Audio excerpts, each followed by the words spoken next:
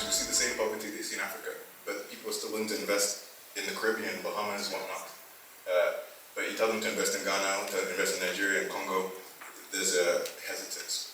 What do you think we can do to fix that? If you pick, let's say, this country they brought in, one of these Caribbean countries, when you own the passport, they tell you make 100,000 investments and they get a passport. Now, the passport entitles you to a lot of countries, which Ghana may not. I was telling the guy who brought me that the most expensive passport now in the world is Japanese passport. But they don't sell it. You can't even get it easily. No. Now, take places like Grenada and all those, Malta and the rest. They will tell you, come and do this amount of investment in, then you get a second passport. It's because, one, the country is very small. Two, they don't have much. Three, the passport can take you to more than 50 countries, sometimes 60 countries. So that's why people go in there, because of the passport. But I live in a stable country like Ghana. Yes, I have this thing with Dubai as well. But I prefer to have a Ghana passport. It may not take me to, it may not exempt me from some of these countries. But at the end of the day, that's my identity. And if you want to do business in Africa, our first place of call is Ghana. That's what we say is the gateway to West Africa. Others can do the Caribbeans because, I just told you, this is one of the major reasons why a lot of people will put their money there. But if you want to invest in Africa, just invest in Africa and see what comes out of it. Thank you. I had a few things written down, and just now when you spoke about visas, I also brought another question, but I think they both tie in.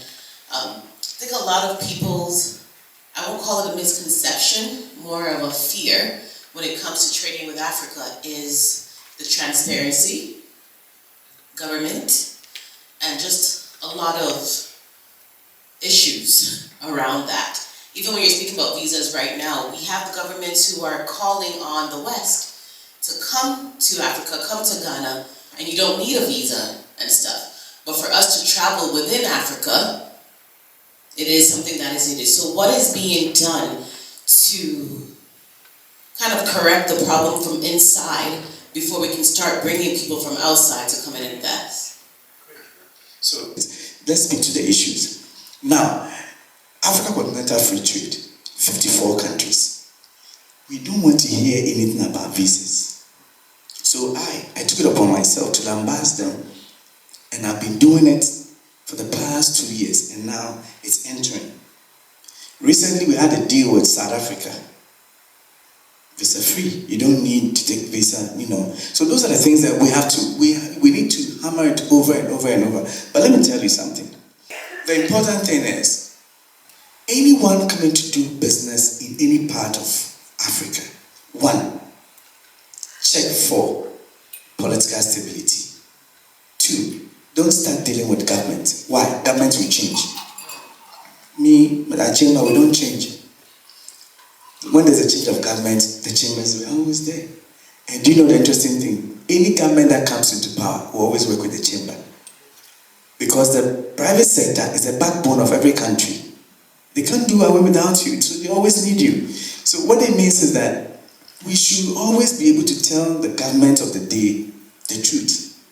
Even when it's killing you, I'll be known for telling you the truth, and you killed me, I'm good, and the next day you will die, so it's nothing new. But check these things. Make sure there's political stability. Don't start doing business with government. Anytime you want to do business, there's an arm of the government. One is free zones. Two is Ghana Export Promotion Authority. Three is Ghana Investment Authority or Promotion Authority.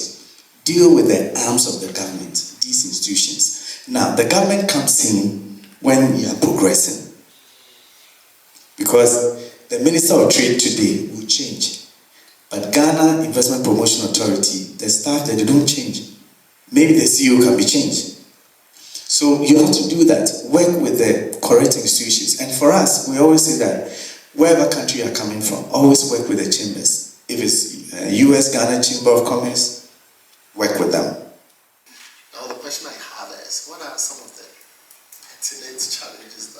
facing on the continent that is not facilitating our growth and advancement as you want? So maybe a couple of two challenges that you have identified. Thank you. Nobody would like to do a business in a place or in a country where, one, there's no stability, two, you cannot repatriate your money, three, there's military takeover at any time. Nobody would like to do that. So one of the major issues has got to do with,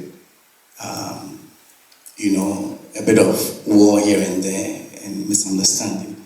But some countries, and I stand for Ghana, so I'll talk about Ghana. I think Ghana, Nigeria, Kenya, Mauritius, you see that they have proper democracy in place. A typical example is about Ghana. When there is misunderstanding about the elections and you don't understand, please go to the Supreme Court. And for us in Ghana, the Supreme Court, they don't meet in hiding. Everything is transparent on the national television. So you can see everything. So there's nothing that the Supreme Court can hide. However, the Supreme Court in itself is made up of different judges who are not in any political party. So they cannot vouch for a particular political party. Everything is done by one, knowledge, two, consensus. So one of the main things that I just discussed with you is on political stability. The second thing has got to do with also, which I did speak about, is movement of funds. If you live in Canada and you are doing business in Ghana and you cannot move your funds to this place, please stop that investment. Don't continue. There are some African countries where you cannot repatriate your funds to your original country. So these two are a bit of challenge in Africa.